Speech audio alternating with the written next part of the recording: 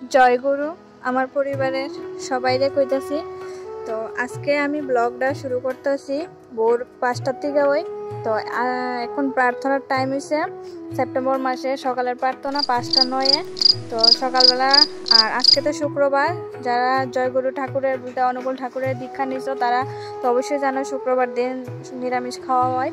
তো এবার আমিও দীক্ষা নিছি, তো আমিও চেষ্টা করি প্রত্যেক শুক্রবারে নিরামিষ খাওয়ার লেগা। তো তোমরা দাদাভাই যেহেতু যাইব ডিউটিতে, তো আমার তো রান্নাবান্না করতে লাগবো, রান্নাবান্না করে দিতে লাগবো। তো ও আজকে কইতেছে যে আজকে ভাত নিত না, আজকে নিব টিফিন, বলতে রুটি আর তরকারি নিব। তো যার কারণে আমি আজকে ঘুমের থেকে উঠছি 3টার সময় ঘুমের থেকে ওইটা রান্নাবান্না সব রান্নাঘরটা পরিষ্কার কইরা, স্নান টান কইরা, প্রার্থনা কইরা, স্টোরিতে কইরা আইসি রান্না করে। তো আমি বানাবো আশীর্বাদ আটা দিয়ে রুটি আর বানাবো কাবলি চানা দিয়া সয়াবিন দিয়া তরকারি। তো সয়াবিন আমি কতটি লইয়া লাইছি, লইয়া দেখলাম যে অনেকটি বেশি হয়ে যাবো, তো যার কারণে আমি আবার একটু কমাইয়া লাইছি। তো আজকে আমি তোমার সঙ্গে অন্য কিছু শেয়ার করতাম না, আজকে আমি শুধু শেয়ার করবো আজকে শুক্রবারের সকালের সকালবেলা আমি কি কি করি, এটা আমি তোমার সাথে শেয়ার করব। কারণ আমি এর আগে কোনো ঠাকুরের দীক্ষা নিছি না, এই প্রথম আমি অনুকূল ঠাকুরের দীক্ষা নিয়েছি আর নিরামিষও দীক্ষা নেওয়ার পরে আজকে প্রথম শুক্রবার। তো ভাবলাম তোমার সঙ্গে এটা শেয়ার করি। তো সকালবেলা কি কি করি এটাই তোমার সঙ্গে আমি শেয়ার করতেছি।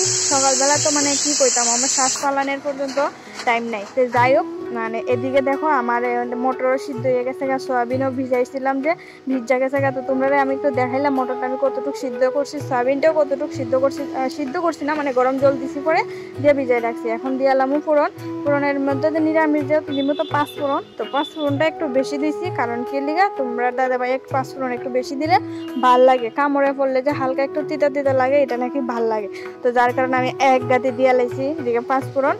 তারপরে যখন আলু সঙ্গে আমি মশলাটা ভালো করে মিক্সড করে লাইছি। আর মশলা কি এটা তো তোমরা অবশ্যই জানো, ধনিয়ার গুঁড়া, জিরার গুঁড়া, হলুদ, মরিচ, এইসবই যেটা বাঙালির ঘরে সবসময় থাকে। তো মশলা দিয়ে ভালো করে কাবলি চানা দিয়ে কষাই লাইছি। আর এখন যে ভিজাই রাখছি সয়াবিনটি চিপা দিয়ে এলামও।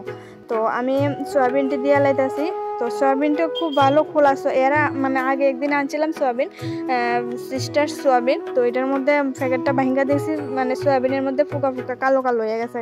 তো অবশ্যই তোমরা সয়াবিন খালে একটু ভালো করে দেখে খাইও। আর তারপর আমি আনছি এখন সয়াবিন, খোলা সয়াবিন আনছি।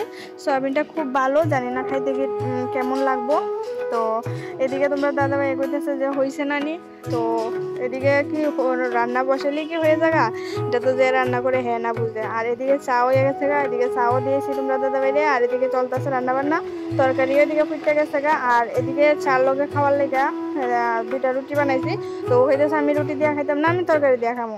তো এদিকে তরকারি তো খাইতে হইলে তো অপেক্ষা করতে লাগবো। এদিকে তরকারি আমার কমপ্লিট, একটু হালকা একটু গরম মশলাও দিয়ে আনিছি, তোমরা সঙ্গে আমি শেয়ার করতে পারছি না। তো বাটির মধ্যে তোমরা দাদাভাইরে একটু দিয়ে দিব, ও নাকি তরকারি দিয়ে রুটি খাইব, তারপরে টিফিনও তরকারি রুটি নিয়ে যাব। তো এবার ভাবতে পারছো বন্ধুরা কত তাড়াতাড়ি সকালটা আমার কেমন গেছে। তো তোমরা অবশ্যই যারা ভিডিওটা দেখতেছো অবশ্যই বুঝবা। আর যারা হাজবেন্ড 6টার লগে ডিউটিতে বাইরে 6টার আগে রান্না বান্না কইরা ও সব কিছু ইয়ে করে, তো তোমরা বুঝতে পারবা কতটুক কষ্ট। তো যাই হোক বন্ধুরা, যতই কষ্ট হোক করতে তো লাগবে, কারণ ও তো সারাদিনে লেগে যাবো, আমি তো যে কোনো একটা সময় একটা কিছু করে খাইতে পারো। তো ওরে তো করে দিতেই লাগবো। তো এদিকে দেখো, এদিকে টিফিনও রুটি আমি করে লাইছি আর তরকারি এদিকে লয়ে লাইছি, এখন টিফিন বাটির মধ্যে লয়ে লাইছি। তো টিফিন বাটি রেডি।